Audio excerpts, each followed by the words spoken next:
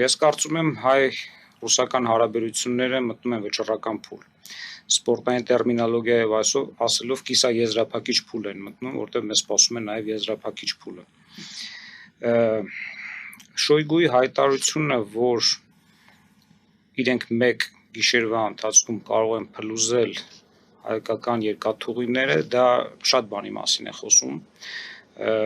Ընդհանրապես մեր պատկերացումները եւ Ռուսաստանի պատկերացումները փլուզումից տարբեր են։ Ռուսական կողմը կարծում է, որ 2 տասնամյակներ իրենց կողմից կառավարված կազմակերպությունը կարելի է մեկ գիշերով փլուզել։ Մենք կարծում ենք, որ հնարավոր չէ փլուզել փլուզվածը։ Եվ ես կարծում եմ, որ Հայաստանը չպետք է գնա սադրանքների, սուր խոսքերի, սուր պատասխանների հետևից գնա եւ փորձի անդրադառնալ նույն Շոյգուի հայտարարությունները, ինքը պետք է գործնական կոնկրետ քայլեր արի եւ հստակ քայլեր արի իշա Հայաստանի,